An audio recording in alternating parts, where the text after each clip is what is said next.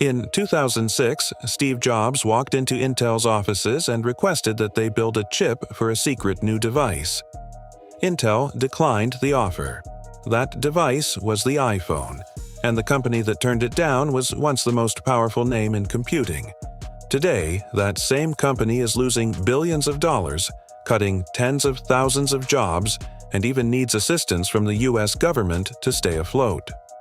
Let's explore how the king of silicon found itself fighting for survival.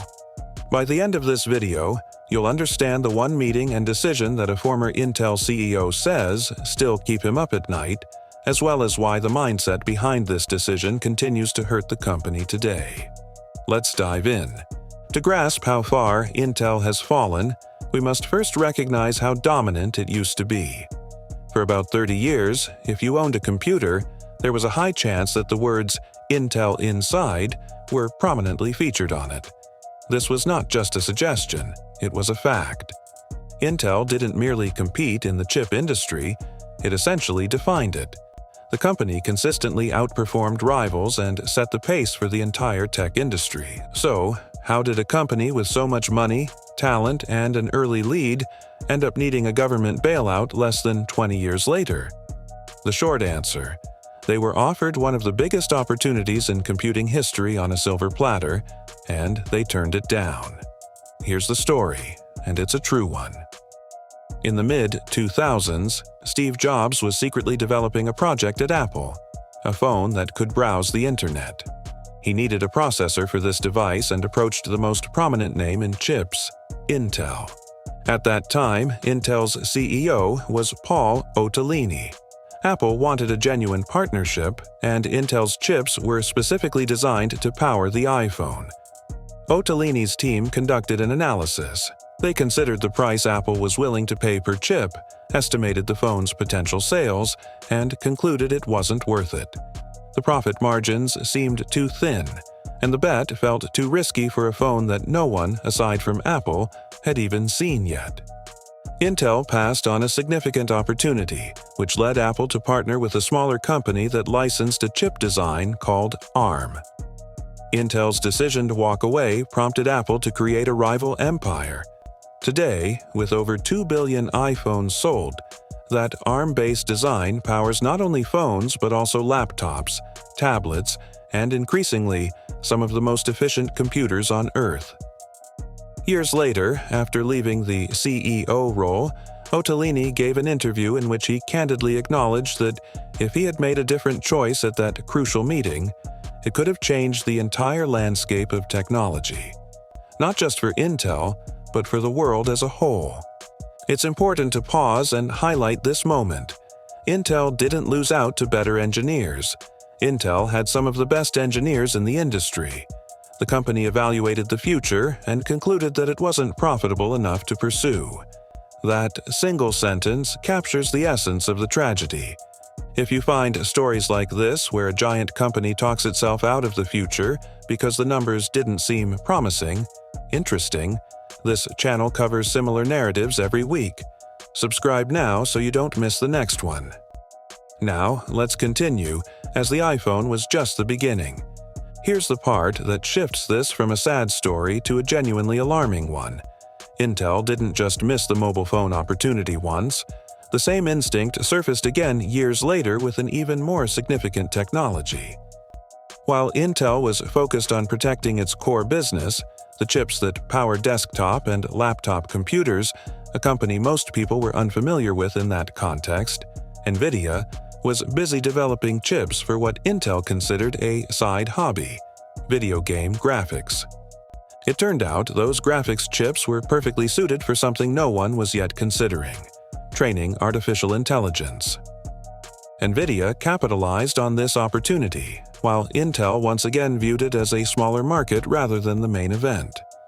Fast forward to today, and Nvidia has become one of the most valuable companies in the world, largely due to its AI chips. In contrast, Intel has spent the last few years trying to regain its footing in a market it could have helped create. And this wasn't even the last time Intel got the offer and walked away. Back in 2017, a small nonprofit research lab called OpenAI came to Intel with a deal: a 15% stake, for about $1 billion in cash.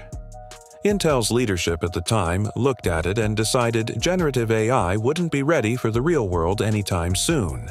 So they passed. That stake would be worth billions of dollars today.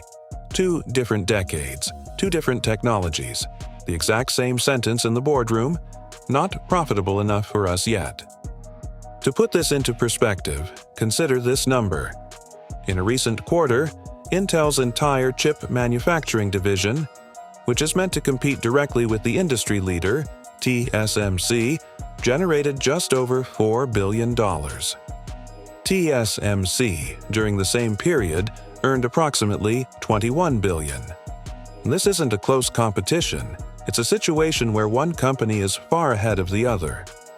Imagine 2 runners starting a marathon together. One stops every mile to check the profitability of their shoes before continuing, while the other keeps running steadily. 30 years later, the first runner has fallen so far behind that you can't even see them in the same frame anymore. So, what does losing this race look like from the inside? It means tens of thousands of job cuts. Intel has repeatedly reduced its workforce over the past couple of years, canceling factory projects already promised for Europe and delaying a massive new plant in Ohio that was supposed to be operational by now, but has been postponed for years. It also translates to a stock price that has experienced one of the wildest fluctuations in the industry, rising on the hope that its comeback plan might succeed, then crashing hard when reports indicated that its latest manufacturing technology still doesn't have reliable profit potential. Moreover, it has led to an unprecedented situation for a company of this size. The United States government intervening to take an actual ownership stake in Intel because losing the last major American chip manufacturer was a risk Washington was unwilling to take. Take a moment to think about this.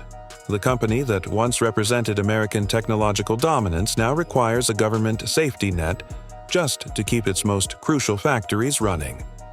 This trend is worth noting because it extends beyond a single chip manufacturer. Intel didn't decline because it lacked smart people, ran out of money, or faced an unpredictable disaster. It struggled because, repeatedly, when the future appeared small, unprofitable, or unproven, the company that built its identity on being the largest player in the room chose to protect its existing assets rather than invest in what was coming next. This isn't just an Intel issue. It reflects the same mistake that led to the downfall of Blockbuster, Kodak, and BlackBerry. The new product seemed too risky, and the current business looked too comfortable to disrupt. By the time the new opportunity became clearly significant, someone else had already taken it. So, is Intel completely finished? Not yet. It still has skilled engineers, substantial resources, and now government support. However, the version of Intel that once set the rules in the industry, the one that was untouchable, that version is gone and no amount of new leadership can fully reclaim it. If you work in tech or have witnessed your own industry being disrupted by something that initially seemed small, I invite you to share your experience in the comments. I want to hear your thoughts. If you enjoyed learning how a single boardroom decision can shape the future of an entire industry for decades, that's the reason this channel exists. Be sure to subscribe and turn on notifications, and I'll see you in the next video.